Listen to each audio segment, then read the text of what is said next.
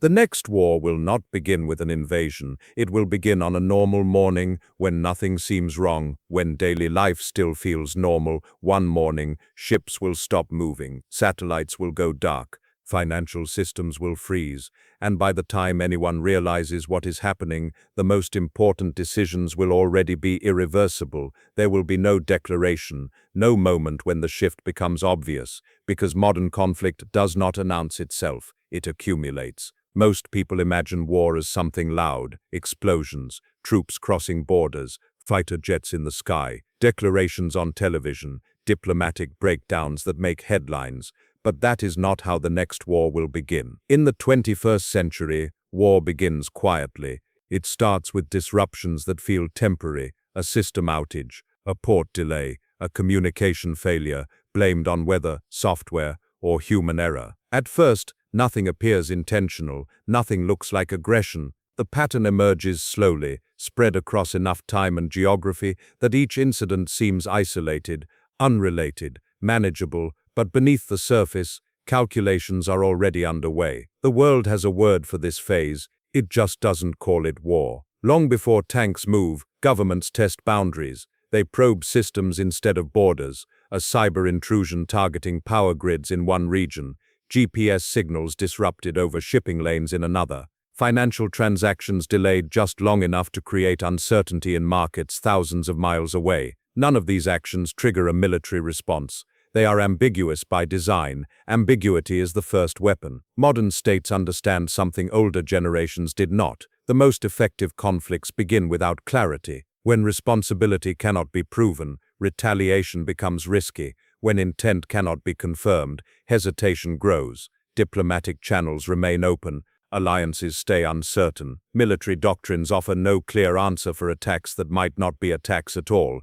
and hesitation creates opportunity. The advantage goes to whoever moves first in the gray space between peace and war. This is where leverage accumulates, where dependencies are exposed, where strategic positions are secured without firing a shot. The invisible phase can last months, sometimes years. By the time it becomes visible, the outcome is already shaped. In April 2007, Estonia experienced what looked like a national crisis. Government websites went offline, banks could not process transactions, news organizations could not publish, emergency services struggled to coordinate. The cause was a distributed denial of service attack. Millions of requests flooding servers simultaneously, overwhelming capacity, shutting down digital infrastructure. For 3 weeks, one of Europe's most digitally advanced nations was partially paralyzed. Estonia blamed Russia. Tensions between the two countries had been high over the relocation of a Soviet-era war memorial. Russia denied involvement. No evidence was conclusive. No international law was clearly violated. NATO held emergency meetings but took no military action. Estonia's digital life had been disrupted for weeks, but technically no act of war had occurred. No borders were crossed, no weapons were fired, no territory was occupied, yet the impact was real. Banks lost money. Government operations were compromised. Public trust in digital systems eroded. And the message was clear. Vulnerability existed in places that had been assumed secure. This became the template. Over the following decade, variations of this approach appeared across different systems in different regions: power grids, communication networks, transportation infrastructure. Each time the pattern was similar: disruption without attribution, impact without clear responsibility. Ukraine's power grid went dark during winter months multiple times between 2015 and 2016. Investigations traced the intrusions to sophisticated malware designed specifically to target industrial control systems. The attacks were coordinated, timed for maximum impact, executed with precision that suggested state-level resources. But proving direct government involvement remained difficult. The attacks stopped before they could be definitively linked to a specific actor. Enough ambiguity remained that diplomatic responses stayed measured. Sanctions were discussed but not immediately imposed. Military options were not seriously considered. Georgia's internet infrastructure faced similar disruptions during periods of heightened tension with Russia. Again, attribution was murky. Again, no military response followed. What these events demonstrated was not just technical vulnerability, they revealed something more strategic. Modern societies could be pressured through their digital infrastructure without triggering traditional defense mechanisms. The threshold for war had not been crossed, but the threshold for pressure had been eliminated entirely. This detail becomes important later. By 2020, entire cities had experienced blackouts without bombs, airports had lost navigation systems without explosions, shipping lanes had slowed without blockades. Each event was explained away: a technical failure, a software bug, an unfortunate coincidence. But when these events align across finance, logistics, energy, and communication, the pattern becomes harder to ignore. In early 2024, GPS signals began experiencing unexplained interference across the Baltic Sea. Commercial flights reported navigation issues, shipping companies logged position errors, military aircraft filed incident reports. The disruptions were intermittent enough to avoid major accidents, but consistent enough to create operational uncertainty. No government claimed responsibility, no satellite malfunction was identified, no solar activity could explain the pattern. Aviation authorities issued warnings, shipping routes adjusted, airlines added buffer time to schedules. Life continued. But the cost was real. Flight delays accumulated. Insurance premiums increased for carriers operating in the region. Alternative navigation systems had to be deployed at significant expense. The economic impact spread across industries that depend on precise timing and location data. Logistics companies recalculated delivery windows. Agricultural operations using GPS-guided equipment experienced reduced efficiency. Financial trading systems that rely on GPS timestamps for synchronization reported irregularities. This was not chaos, it was pressure, and pressure has a purpose. It changes behavior before it changes borders. Pressure applied gradually, across systems people depend on but rarely see. The kind of pressure that does not make headlines but forces adjustments in behavior, in planning, in strategic calculations. Modern societies are built on layers of infrastructure most citizens never think about. Undersea cables carrying the vast majority of international internet traffic. Satellite networks providing GPS coordinates to everything from smartphones to guided missiles, SWIFT systems processing trillions of dollars in financial transactions daily, supply chains coordinating the movement of goods across continents with precision measured in hours. These systems are efficient. But efficiency has replaced resilience. When a single undersea cable is damaged, internet speeds slow across entire regions. When GPS satellites experience interference, precision agriculture struggles, financial trading timestamps become unreliable, and military operations lose accuracy. When a major port experiences delays, factories shut down weeks later on different continents. When energy supplies are disrupted, industrial production halts, heating systems fail, and political pressure builds domestically. This creates leverage. A small disruption in one place can cascade across continents, and the most dangerous part is that none of this looks like war until it is too late. The vulnerability is structural. Global integration has created dependencies that cannot be quickly unwound. Supply chains optimized for cost and speed have eliminated redundancy. Just-in-time manufacturing means minimal inventory buffers. Communication networks designed for maximum connectivity have concentrated points of failure. These are not flaws, they are features of the system that have been working as intended for decades. They have made trade cheaper, communication faster, and global coordination possible at a scale previous generations could not have imagined, until they become targets. The same efficiency that makes modern economies productive also makes them fragile. The same connectivity that enables global cooperation also creates vulnerabilities that can be exploited, and those vulnerabilities are being mapped. In February 2022, SWIFT announced that certain Russian banks would be disconnected from the international financial messaging system. The decision was not made by SWIFT alone, it came under coordinated pressure from Western governments following Russia's invasion of Ukraine. Banks that had operated within the global financial system for decades were suddenly cut off. The impact was immediate. Russian institutions lost access to international markets. Cross-border payments became complicated or impossible. Trade relationships that had existed for years were severed overnight. But the precedent was instructive. Financial infrastructure, which had been treated as neutral and universal, could be weaponized. Access to the global banking system could be revoked. Transactions could be blocked. Assets could be frozen. This revealed something important. Financial systems are not just economic tools, they are geopolitical instruments. The same logic applies to other forms of infrastructure: energy pipelines, shipping routes, communication networks, satellite systems, payment processors, cloud computing platforms. Each can be used not just for commerce and coordination, but for pressure and leverage. What makes this approach effective is its ambiguity. When financial transactions are delayed, it can be blamed on compliance checks or technical issues. When energy supplies are reduced, it can be explained by maintenance schedules or market conditions. When communication networks experience disruptions, it can be attributed to cyberattacks from non-state actors. Responsibility remains unclear, intent stays deniable, and the pressure continues. This will matter later. Traditional war forces nations to choose sides quickly. Silent conflict allows them to delay. When systems fail quietly, leaders hesitate to escalate. Markets wait for clarity.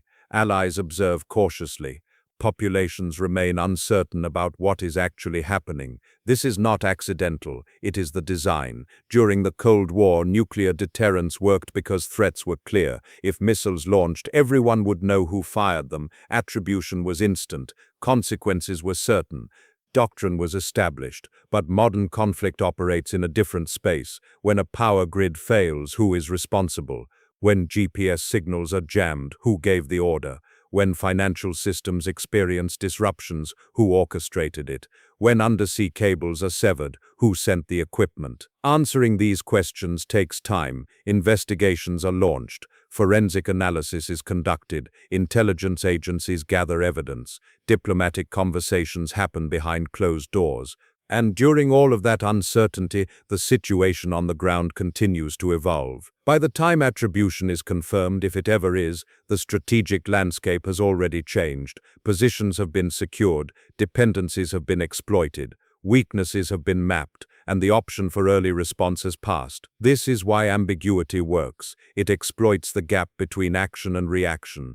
It takes advantage of the time required for democratic societies to build consensus and mobilize responses. It leverages the complexity of modern systems where causation is difficult to prove and responsibility is hard to assign. The invisible phase can continue for months this way. Building pressure, testing resolve, identifying which systems can be disrupted without provoking decisive retaliation. History shows that the opening act of a war is rarely recognized as such. In June 1914, the assassination of Archduke Franz Ferdinand seemed like a regional crisis.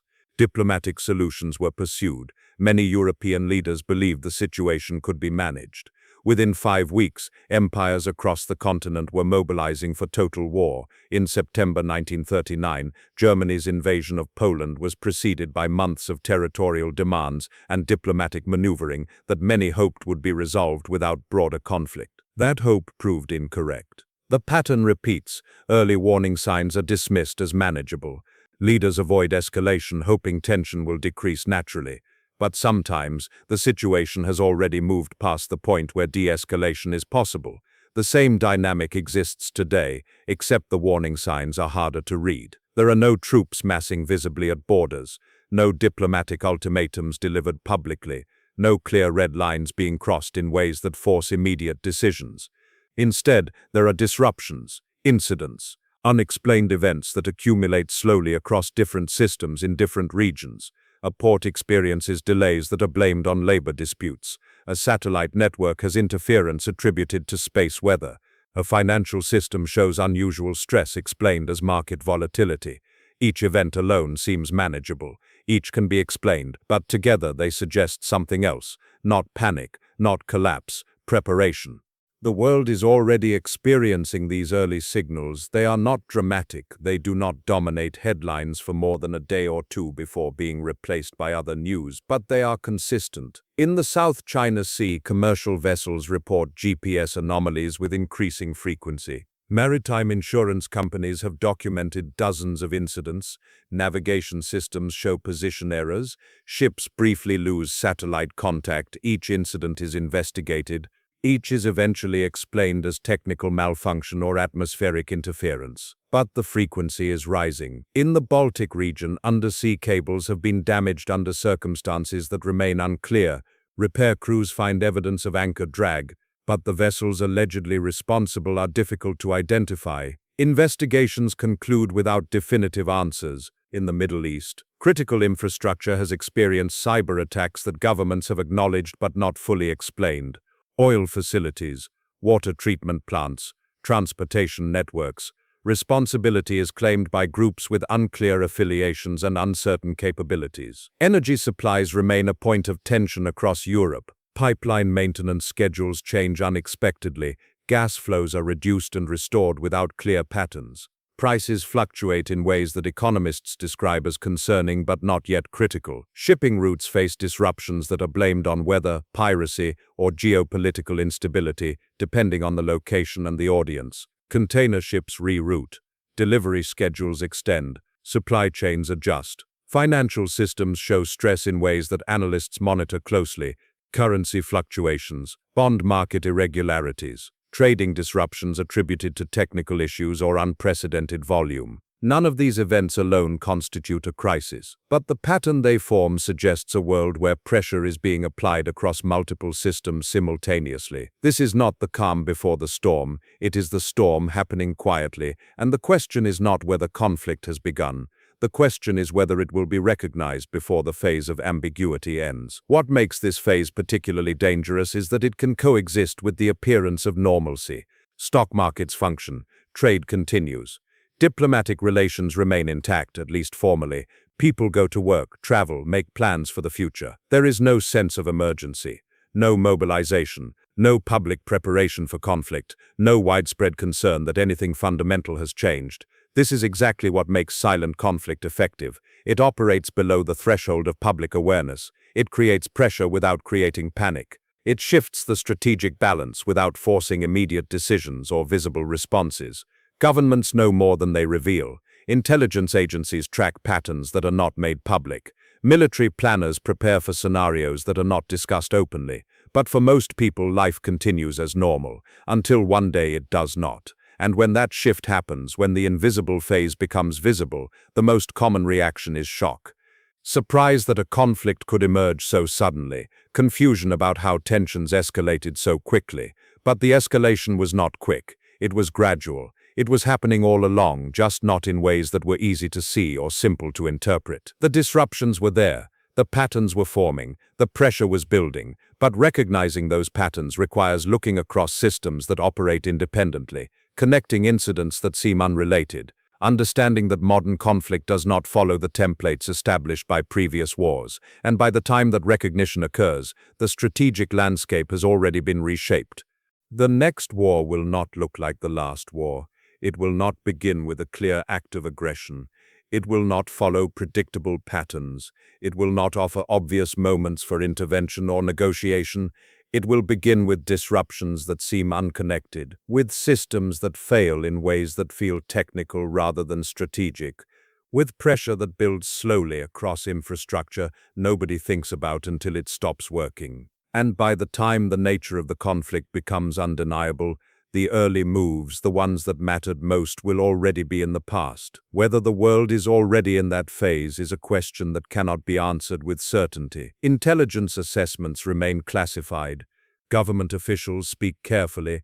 Analysts disagree about which patterns are meaningful and which are noise. But the signals are there, quiet, persistent, accumulating across multiple systems in multiple regions. GPS interference that continues despite investigations. Undersea cables damaged with increasing frequency. Cyber intrusions that grow more sophisticated. Financial systems showing strain. Energy supplies becoming less reliable. Supply chains experiencing unexplained delays. Each incident can be explained individually, but the cumulative effect suggests something different, not random failures, not coincidental timing, preparation. And history suggests that this phase rarely ends quietly. It ends when someone decides that the positioning is complete, that the leverage is sufficient, that the moment for ambiguity has passed. When that decision is made, the invisible phase will end, and what comes after will depend on decisions that are being made right now in government offices, military commands, and strategic planning rooms about how to respond to disruptions that most people do not yet recognize as conflict. The first move will not be a war, but it will determine what the war looks like when it finally becomes visible. By the time the war becomes visible, the outcome will already be in motion. The world will already be living with its consequences.